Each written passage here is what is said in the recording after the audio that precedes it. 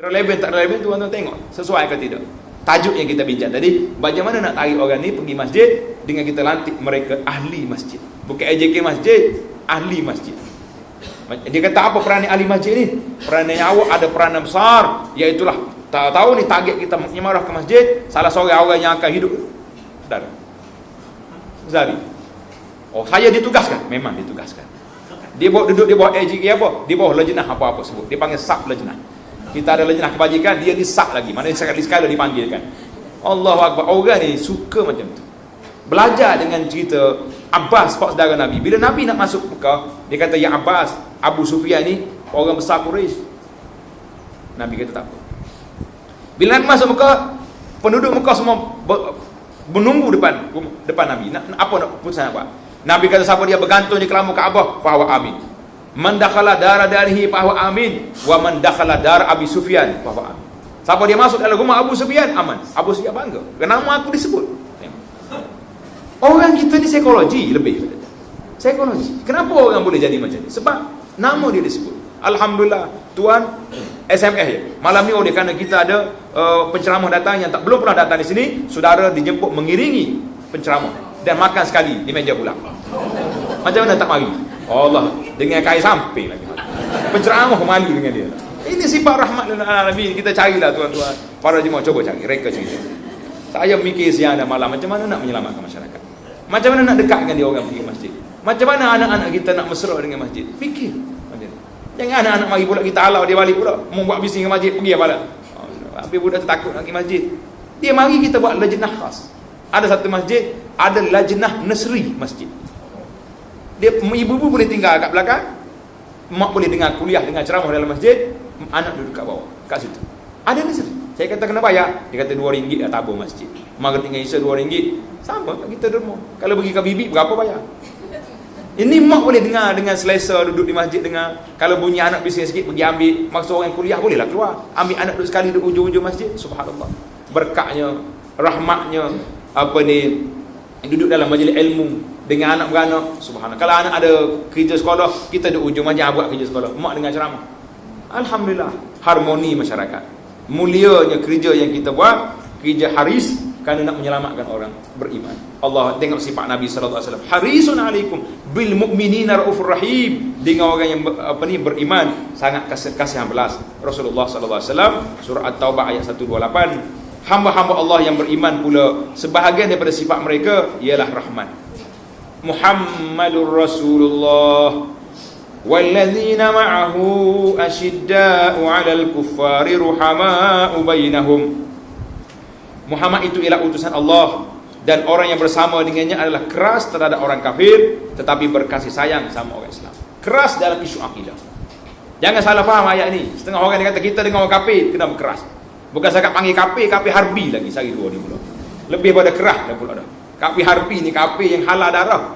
Jumpa kat mana-mana kita boleh tampar, dia boleh sempak. Harta dia kita boleh sita, boleh ambil. Kita duduk main-main yang kafir harbi. Tulis sana sini pula dah. Punuh habis dunia hari ni.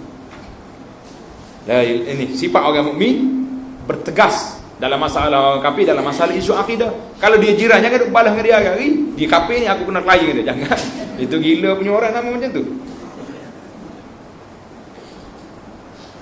Bertegas dengan orang kafir tapi berkesayang sama orang Islam. Surah Al-Fath ayat 29.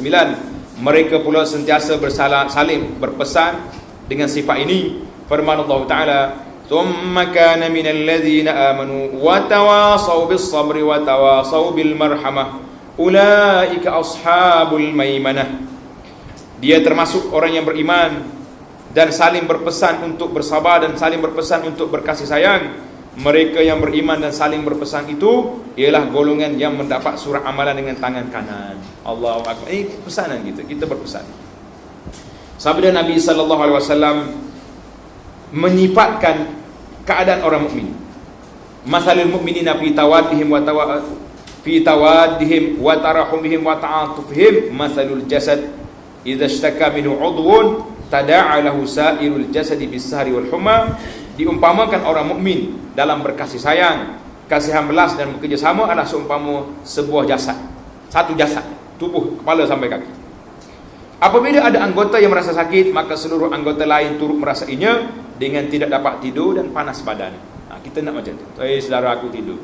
Saya pernah disebut oleh seorang pendakwah yang kepada bukan Islam, non Muslim. Pendakwah ni orang luar bagi dakwah di Malaysia. Pendakwah ni orang bukan Malaysia, tapi oleh kerana dia masuk Islam di sini, dia kata dia rasa kemanisan iman telah ada, maka dia berkorban tinggal kerja buat. Tiba-tiba ada satu rumah orang bukan Islam, rumah perlindungan.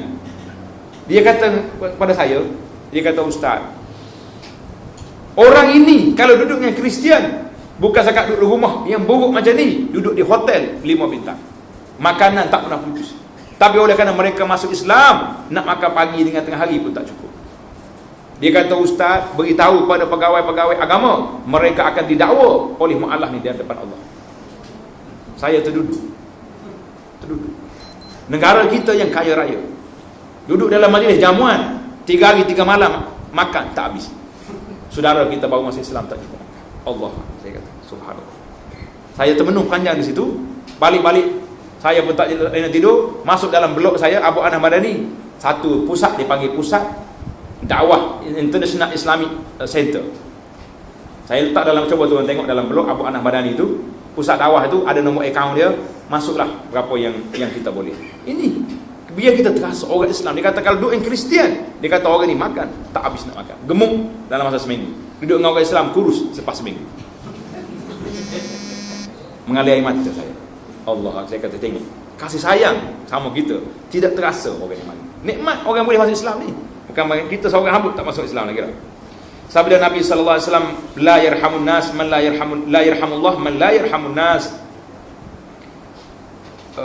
Allah tidak kasihan kepada orang yang tidak kasihan kepada orang lain. Hadis ni Bukhari. Hadis masalah ini tadi Bukhari juga. Islam menjadikan rahmat sebagai satu sebab yang membawa kepada syurga, walaupun rahmat tersebut dilakukan kepada haiwan dan binatang. Sabda Nabi sallallahu alaihi wasallam dalam cerita ni yang panjang, kita terus pada terjemahan dia. Sedang seorang laki-laki sedang berjalan. Tiba-tiba dia rasa sangat haus, dahaga. Kemudian dijumpainya sebuah perigi, lalu dia pun turun ke dalamnya dan minum airnya. Setelah keluar, beliau mendapati seekor anjing sedang makan tanah yang basah kerana kehausan. Lelaki tersebut berkata, anjing ini juga kehausan sebagaimana aku merasainya. Dia pun turun ke dalam perigi semula dan memasukkan air ke dalam kasutnya sehingga penuh.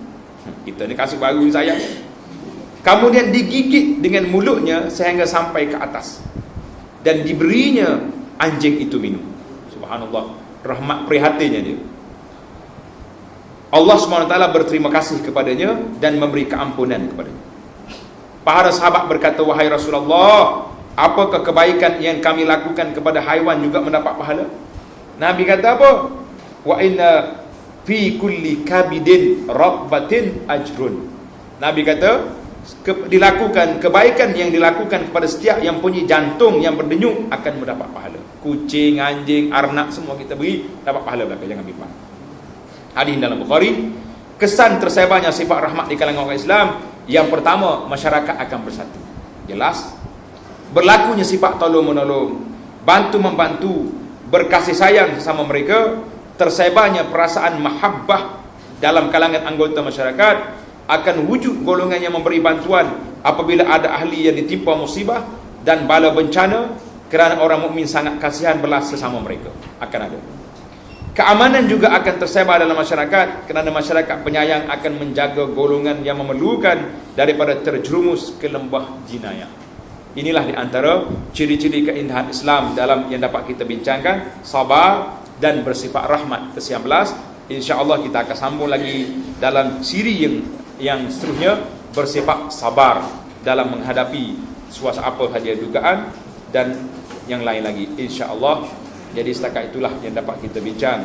Subhanakallahumma wa bihamdika, asyhadu an la ilaha illa anta, astaghfiruka wa atubu ilaik. Wa sallallahu ala nabiyyina Muhammadin wa ala alihi wa sahbihi ajma'in, walhamdulillahi rabbil alamin.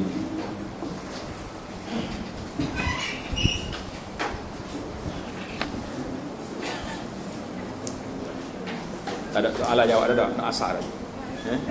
Ya.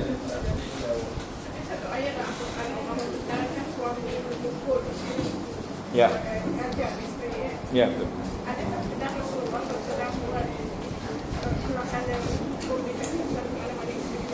Tidak ada riwayat yang menyebut Nabi kita pukul isteri dia. Tapi Nabi ambil tindakan. Dia pukulan ini tahap yang ketiga. Yang pertama sekali, duduk alih daripada tempat tidur. Kemudian akhir sekali baru dia pukul. Jadi jangan pukul dulu. Ni dia pukul, tendang dulu yang pertama. Jangan. Itu masyarakat kita ini. Saya semalam duduk dengan kawan-kawan yang duduk di bahagian bantuan guaman. Allahu Akbar, takut cerita dia. Orang mari buka baju ni ada belakang tanda situ. Kalau di NA tu kat bekas tangan pukulan belakang. La ilaha illallah. Apa kita nak buat?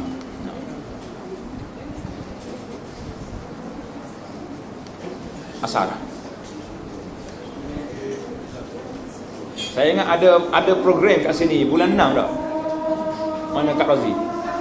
Saya kena bincang waktu. Mungkin kena tukar waktu. Tarikh okey, waktu. Lepas ni lah, lepas solat.